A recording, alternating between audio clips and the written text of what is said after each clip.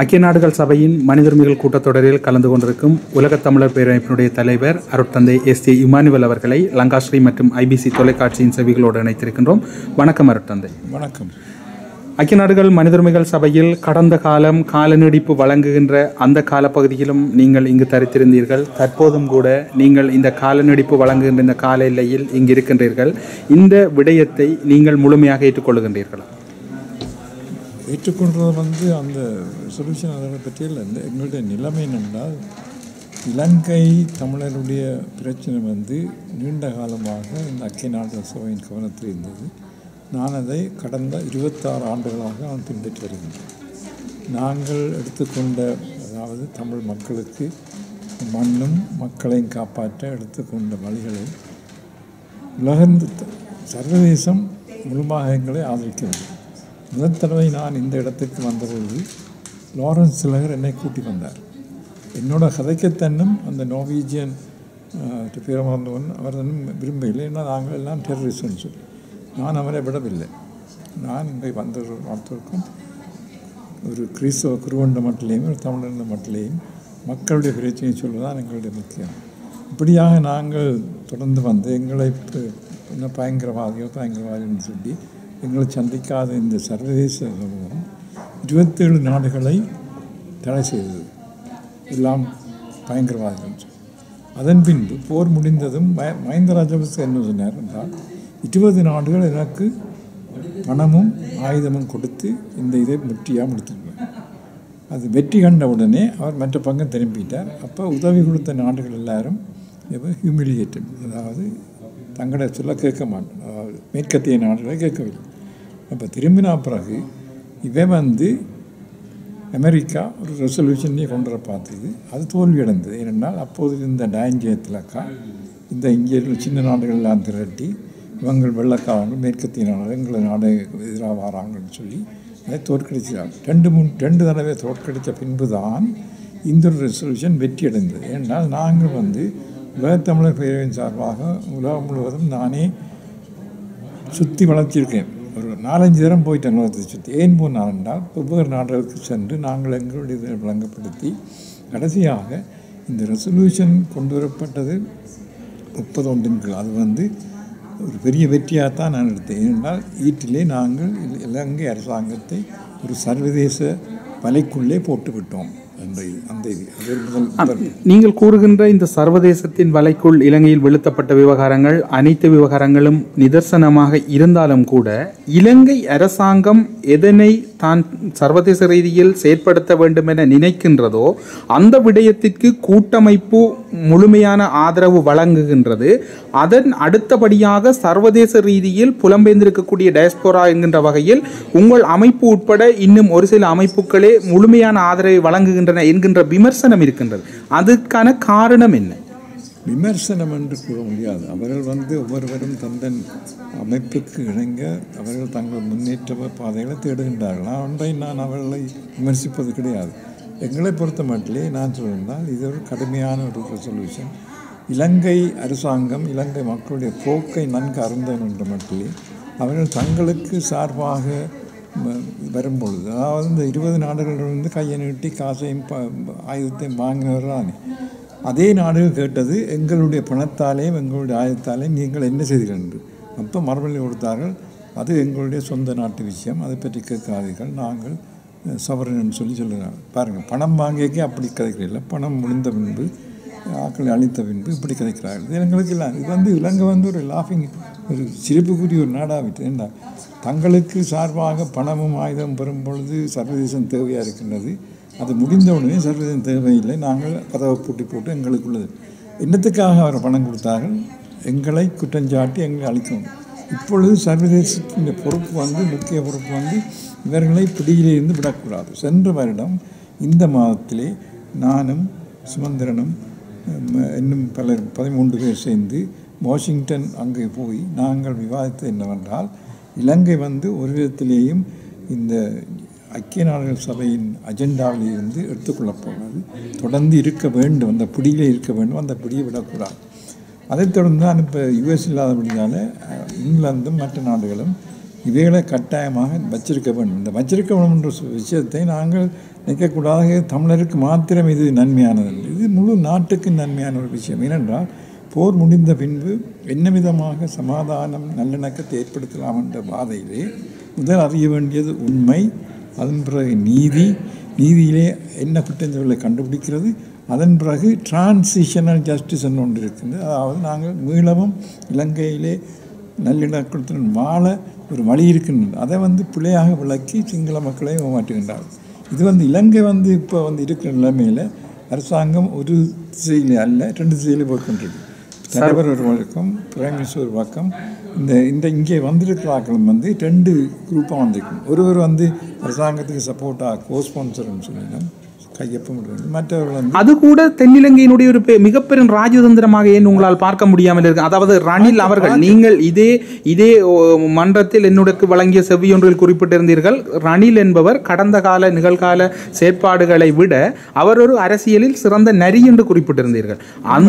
அந்த நரித்தனமான செயற்பாட்டில் விடுதலை புலிகளை பிளவுபடுத்தி விடுதலை புலிகளை இந்த அளவு அழிக்க செய்த அதே சூழ்ச்சி ஏன் இந்த விடயத்திலும் அவர்கள் கையாள மாட்டார்கள்? நான் அங்கு முன்பு ஒன்றே நான் பின்னெடுக்கவில்லை, அவ்வளோ உண்மை. நான் இன்றைக்கும் அதுதான் சொல்கிறேன். நாங்கள் அரசியல்வாதிகளுடன் நாங்கள் வாதம். இன்றைக்கு பாருங்கள், சந்திரிகா இருக்கிறோம். இந்த இவ்வளவுதான் நான் என்ன புத்தகங்களில் நான் விமர்சித்தேன், குண்டு கூட்டங்களெல்லாம் அழித்தான். கடைசியாக நான் போய் சந்தித்தான் தான். ஏனென்றால் யதார்த்த நிலையிலே இவர்கள் பிரைம் மினிஸ்டர் சந்தித்தான் இல்லை சந்தித்தான். அது இதை என்ன விதமாக இல்லை அருட்தந்தை அவர்களே, அதாவது இந்த ஜனாதிபதி தேர்தலில் அதாவது ஒரு ஜனாதிபதியை மாற்ற வேண்டும் என பொது வேட்பாளராக மைத்ரிபால சிறிசேன அவர்களை நிறுத்திய போது இந்த ஓராண்டுக்குள் தீர்வு பெற்று விடுவோம், ஐநா விவகாரங்களில் தகுந்த பதிலளிப்போம் என்று கூறி வந்த சிறிசேன அவர்கள் இன்று முன்னுக்கு பின் முரணாக கதைப்பது கடந்த கால சிங்கள தலைவர்கள் செய்த அதே விடயத்தை தானே அவர்கள் செய்கிறார்கள்.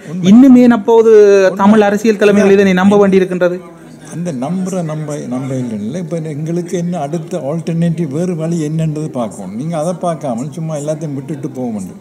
அது விரக்தி அடைந்தவர்கள் தற்கொலை செய்கிற மாதிரி. எனக்கு விரக்திக்கு இடமில்லை. நான் நம்பிக்கை வைத்துக்கொண்டு, அதாவது எங்களுக்கு எதிராக செயற்படுவதுடனும் நாங்கள் ஒரு வருங்காலத்தை நோக்கி நடக்கவில்லை. நான் ஒன்றையும் விட்டுக் கொடுக்கவில்லை. இது என்னுடைய தமிழ் மக்கள் என்னையே புலியாக விளங்கி என்னை இப்போ துரோகி வேண்டும், மொட்டை கருத வேண்டும், கிறிஸ்மஸ் நைட் எனக்கு மரண தண்டனையும் விதிச்சிட்டார்.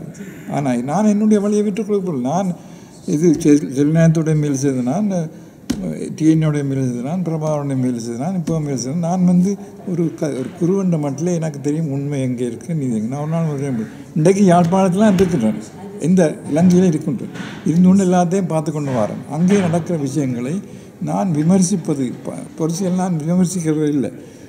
முந்தைய இங்கே இருக்கும் பொழுதே லண்டனில் அடிக்கடி நான் ஜிடிவி இதில் சொல்லியிருக்கிறேன், தமிழ் மக்களுடைய அமைப்புகள் நீங்கள் விசேஷமாக பந்தயம் ஓடாதீர்கள், ஒருத்தர் கால் தட்டு போட்டு விழுத்தாதீர்கள். நீங்கள் கால்பந்து அடிக்கின்ற மாதிரி ஒரு டீம் ஸ்பிரிட்டில் ரைட் எக்ஸ்ட்ரீம் லெஃப்ட் எக்ஸ்ட்ரீம் இன்றைக்கு பாருங்க, இங்கே நாடு இருந்த அரசாங்கம் அல்லது வேறு அமைப்புலாம் இருந்தாங்க. அவர்கள் ஒன்றே நான் விமர்சிப்பதும் இல்லை, எதிரும் நான் அதிகமாக பங்கு பற்றியும் இருக்கணும் அவையோடு. ஆனால் நோக்கு என்னென்னா ஒரு யதார்த்த நிலையையும் யதார்த்த திட்டத்தையும் நாங்கள் பங்கு பெற்றோம். இன்றைக்கு சில வேளை நாளைக்கு இந்த ஸ்ரீலங்கா அரசாங்கம் இங்கே வந்திருக்கிறார்கள் விற்ற ஓடக்கூடும். நாங்கள் யோசிக்க வேண்டும், எங்களுக்கு என்ன அடுத்த வழி என்று. எங்களுக்கு சர்வதேசத்தின் ஒத்துழைப்பு நிச்சயமாக எங்களுக்கு தேவை. அது இல்லாமல் நாங்கள் ஒன்றும் நடக்கலாம். அதாவது சர்வதேச விடுதலை போராட்டங்களில் அருட்தந்தையர்களுடைய பங்களிப்பும் அதே போன்று மேற்றாணிமார்களுடைய பங்களிப்பும் வரலாற்றில் பதிவாகியிருக்கின்றது. தற்போதைய சூழ்நிலையில் அதாவது எங்களுடைய அருட்தந்தை, அதாவது நீங்கள் சார்ந்திருக்கக்கூடிய திருச்சபையினுடைய அருட்தந்தையருடைய மனிதுரிமைகள் தொடர்பிலான அதாவது போராட்டம் அல்லது அழுத்தங்கள் என்பது மிக குறைவாக இருப்பதாக ஒரு விமர்சனம் இருக்கின்றது. 2009 முன்னர் இருந்த அந்த அழுத்தம் அல்லது அதற்கு முன்னர் இருந்த அந்த உக்கிரத்தன்மை தற்பொழுது முழுமையாக அமைதி அடைந்து விட்டது அல்லது மௌனித்து விட்டது. இதற்கு என்ன காரணம்? உண்மைதான். அவர்கள் போர் நடந்த பொழுது அப்பொழுது பயங்கரவாதத்தை பற்றி கருதினார்கள், தாங்கள் ஈடுபடையில். இப்போ போர் முடிந்த பின்பும் அந்த நாட்டிலே நடக்கிற சம்பவங்களை இட்டு அவர்களுடைய கருத்துக்கள் கூர்மையாக இல்லை. அதை நான் வருத்தப்படுகின்றேன். நான் தனித்தின்று தான் நான் இதிலே போராடுகின்றேன் என்றால் அநேகர்கள் அவர்கள் அந்த போர் நடந்த பொழுது தங்களுடைய தோழமையை காட்டியிருந்தார்கள் மக்களுடன். இப்போவும் சிலர் காட்டிக்கொண்டிருக்கின்றார்கள். ஆனால் அரசியல் மேடையிலே அரசியல் நோக்கி எடுக்கிறதுக்கு அவர்களுக்கு முன் வருவதில்லை. ஆயர்களுக்கு நான் 2 முறை கடிதம் எழுதிட்டேன். எல்லா ஆயர்களும். அருட்தந்தை அவர்களே, அதாவது திருச்சபையினுடைய விழுமியங்கள் எவ்வளவு முக்கியமோ அதே அளவுக்கு மக்களினுடைய உரிமையையும் திருச்சபை வலியுறுத்துகின்றதல்லவா? ஏன் இப்படியான நிலைப்பாட்டில் இருக்கின்றார்கள்? தற்பொழுது இருக்கக்கூடிய பரிசுத்த பாப்பரசர் எவ்வளவு விடயங்கள் ரோஹிஞ்சா முஸ்லீம்கள் விவகாரத்தில் நேரடியாக தன்னுடைய அழுத்தத்தை பிரயோகித்தார். எங்களுடைய விடயம் அவருக்கு முழுமையாக தெரியாத ஒரு சூழ்நிலை இருக்கின்றது. இந்த தவறை நாங்கள் எப்படி நிவர்த்தி செய்ய முடியும் மேற்றாணிமார்களிடையே? திருத்தந்தை அவர்கள் 2015ஆம் ஆண்டு இலங்கைக்கு சென்று மடுவுக்கு சென்று நீங்கள் ஒற்றுமையாக வாழ வேண்டும். 2016ஆம் ஆண்டு நான் என்னுடைய 50ஆம் ஆண்டு யூபிலியை அவருடன் வத்திக்கானிலே கொண்டாடினேன். அந்த பூஜை முடிந்ததும் எனக்கு சொன்னார்.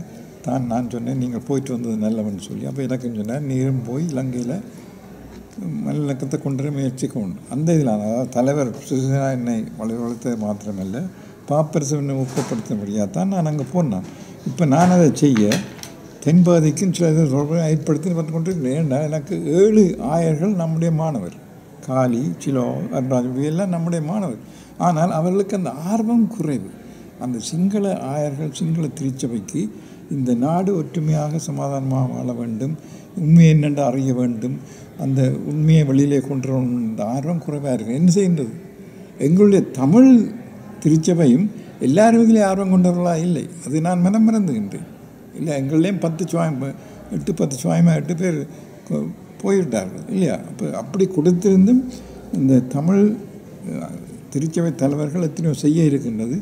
நான் அங்கே தனியிருந்ததில் அனுபவித்து கொண்டு தான் இருக்கின்றேன். ஆனால் அவர்கள் எல்லாம் செய்வது சரி காணும் என்று நான் சொல்லவில்லை, போதாது. அதற்காக நான் இப்பொழுது புத்தகம் எழுதி கொண்டிருக்கின்றேன். எங்களுடைய தமிழ் திருச்சபை என்னவாக இருக்கணும் என்று நான் எழுதி கொண்டு கதியிலே வெளிவரும் அந்த புத்தகம். உங்களுடைய புத்தகம் வெகு விரைவில் வெளிவர வேண்டும். அதனை பலரும் அறிந்து நீங்கள் கூறுகின்ற திருச்சபை தமிழர்களுடைய உரிமை போராட்டத்தில் எப்படி பங்களிப்பு செய்ய வேண்டும் என்கின்ற பிரதான ஒரு கால கிரமம் இருக்கின்றது, காலத்தினுடைய கடப்பாடும் இருக்கின்றது, மக்களால் அது உறுதிப்படுத்தப்பட்டிருக்கின்றது என்கின்ற அந்த தகவலையும் கூறிக்கொண்டு லங்காஸ்ரீ மற்றும் ஐபிசி தொலைக்காட்சியின் செவிகளோடு இணைந்து கொண்டமைக்காக சிறப்பு நன்றிகளோடு உங்களிடமிருந்து விடைபெற்றுக் கொள்கிறோம். நன்றி, வணக்கம். நன்றி, வணக்கம்.